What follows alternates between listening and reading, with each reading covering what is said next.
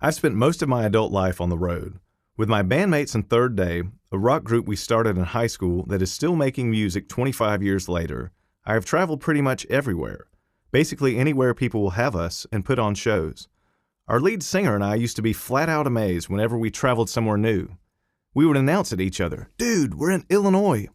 Dude, we're in New Mexico."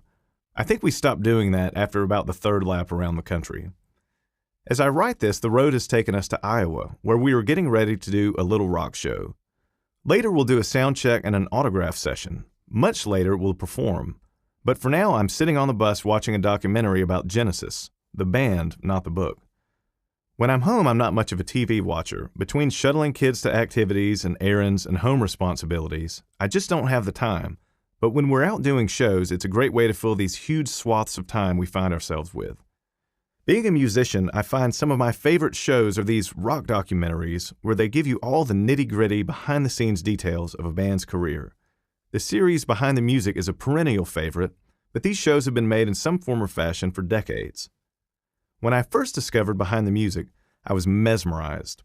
I watched one on Tom Petty and the Heartbreakers and was amazed at how they started out happy-go-lucky, a group of friends making music together. Then they got successful and had to deal with some internal conflicts and some drug problems. But now the band is in the best place they've ever been. Then I watched the Fleetwood Mac episode. It was even better. The band started out happy-go-lucky, just a group of friends making music together. Then they got successful and had to deal with some internal conflicts and some drug problems. But now the band is in the best place they've ever been.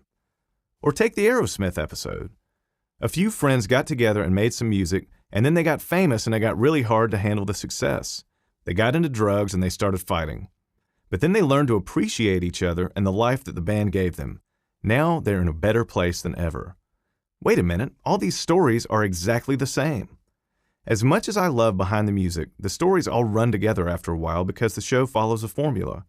As with so many other things, we want to watch music documentaries and see a reflection of ourselves. These kinds of shows are doing what we all do every day of our lives. How many times, when asked how we're doing, do we reply by framing our life like the end of a Behind the Music episode? Life is the best it's ever been. We had a rough patch, but now we're better than ever. Or at the very least, no matter what's going on, we tell people we're okay. Inside us, something else is going on. Okay is a form of wishful thinking. Even if we don't really feel fine, we want to. There's always a plan and a hope. If I can get through this rough patch, then I'm going to hit smooth sailing and everything is going to be okay.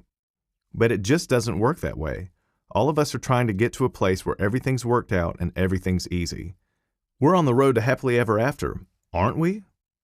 In The Road Less Traveled, M. Scott Peck says the core problem faced by modern-day humans is that we expect life to be easy. And like my bandmates and me being blown away the first time we went to Nebraska, we are flat out amazed when life's not easy. But we don't chalk it up to the fact that maybe life is harder than we thought. Instead of learning from it, we look for someone or something to blame. When I look back on my life, I can see that it didn't work like an episode of Behind the Music, and still doesn't. Try as I might, it's definitely not happily ever after. Good things happen and bad things happen. Sometimes they're happening at the same time. It's never been easy. I've been dealt some rough blows. Accidents, injuries, losing a parent to cancer. While your road hasn't been the same, I'm sure it's had tough stretches as well. The road we're on includes sickness, job loss, tragedy, and death. Even when we get where we're trying to go, it's rarely what we thought it would be. Surprisingly, success can be a trial in itself. The whirlwind created when we get busy doing something we love can make for a rocky journey that's tough to navigate. But while the terrain might be unfamiliar, the tools we use to navigate life are the same. Each of us has a unique story, but together we're all on Hurt Road. We make our plans for how our lives are going to go forward, and the next thing we know, we're landing in a ditch we didn't see coming. But we get up and we keep moving. The beauty comes because we're not walking alone. We can help each other and we can support each other. And, coming or going, God's got us. I have to keep learning this truth over and over, each time I start thinking again that I can walk my own road with my own plans.